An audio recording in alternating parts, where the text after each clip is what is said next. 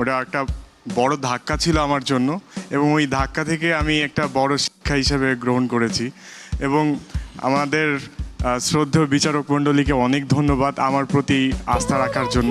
জাজেস, আমাদের 10 জন প্রতিযোগী কিন্তু তার মানে আজকে পারফর্ম করবে একসাথে। আজকে তোমাদের কস্টিউম কিন্তু এক একজন এক এক রকম পরেছো, তার মানে বোঝা যাচ্ছে তোমরা কঠিন কিছু করতে যাচ্ছ।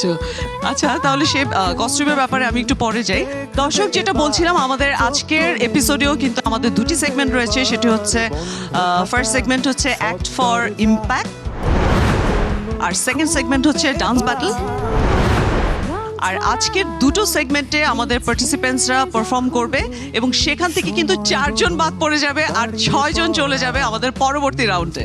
তাহলে শুরু করি আমাদের ফার্স্ট সেগমেন্ট। তবে তার আগে আমি একটু জাজেসদের কাছ থেকে শুভকামনা নিয়ে নিতে চাই আমাদের পার্টিসিপেন্টসদের জন্য। যে 10 জনই আছো এখানে, you are guys are almost a winner. So যারাই যাবা, গেস্ট ফ্রি যাবা, একটা অ্যাচিভমেন্ট নিয়েই যাবা। All the best. তোমরা সবাই উইনার। এখান থেকে 6 জন ফিনালেতে যাবে। আজকের পারফরমেন্স খুব খুব কম্পিটিটিভ হবে। Best of luck. প্রতিযোগী যারা, তাদের থেকে আমরা টেনশনে বেশি আছি। কাকে আসলে আমাদের এলিমিনেট করতে হবে, কারা থাকবে, মানে এমন জায়গায় পৌঁছেছে এরা 10 জনই বলতে গেলে ইকুয়ালি ট্যালেন্টেড। আপনারা আমার কাছে সবাই উইনার। আর আজকে আমি যতটুকু মনে হচ্ছে আমার কাছে এটা আপনাদের জন্য অনেক ক্রিটিক্যাল একটা সময় এবং জাজেসদের জন্য অনেক ক্রিটিক্যাল সময়, যে দুই পক্ষই এখন কি করবে বুঝতে পারছে না। So best of luck. আমি অনেক অনেক দোয়া করি আপনারা সবাই ভালো করেন। অনেক অনেক ধন্যবাদ আমাদের সম্মানিত জুরি। সো শুরু করি আমাদের ফার্স্ট সেগমেন্ট। ফার্স্ট সেগমেন্ট হচ্ছে অ্যাক্ট ফর ইম্প্যাক্ট।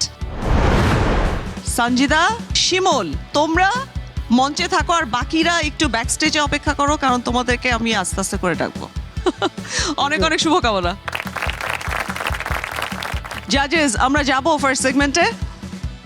অনেক অনেক ধন্যবাদ জাজেস। আমরা তাহলে শুরু করছি।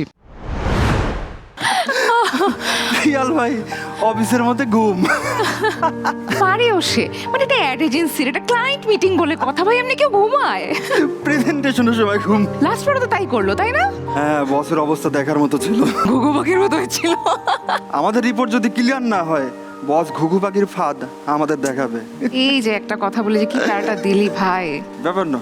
তোর কি হয়েছে? তুই এখানে কেন বিড়ি ধরাইতেছিস? কি হয়েছে? নন স্মোকিং জোন ভাই, এখানে লেখাও আছে। এখানে কত সিগারেট খায়, কত কলিগ এসে, তোর যা ধারণা আছে। যদি এখানে খাই সবাই, আমি বুঝি না তাহলে এইসব নিয়মকানুন লাগানোর কি মানে আছে আমাকে বল। এমন একটা ভাব করতেছে মনে হচ্ছে কি দুনিয়া জয়লা ছাড়খাড় হয়ে যাচ্ছে, আগুন লেগে সব ধ্বংস হয়ে যাচ্ছে। আগুন লাগলে বসের টাক মাথায় আগুন লাগবে আমাদের অফিসে। দাঁড়াতো। ও my god, meeting call again. কামলার Jibon. O god, চলো আসতেছি। ও কাজ আর কাজ আর কাজ। টেবিলটা ঠিক আছে নাকি দেখতে ওটা। মামা, এখানে একটু কারেকশন লাগবে।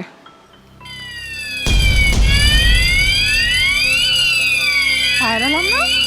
ভাইরাল আমি তো এরকম টাইমে বুঝলাম না এগুলো কি। অফিসে আগুন লাগছে, সবাই দ্রুত বের হয়ে যান। আগুন লাগছে? কোথায় আগুন লাগছে? দেখো তো, আসলে আগুন লাগছে, বের হয়ে যান সবাই। আগুন লাগছে। ও মাই গড, আগুন লাগছে।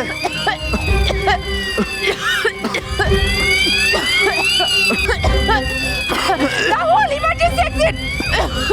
ও মাই গড, সব মরবো, সব মরবো। জানালা দিকে, জানালা দিকে। জানালা খুলে জানো, বলতেছে না।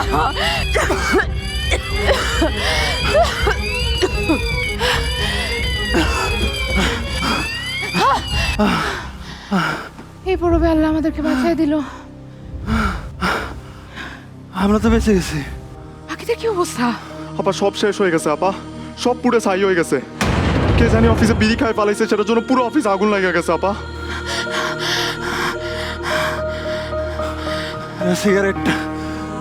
রাহুল, রাহুল সবাই ভেতরে ছিল। রাহুল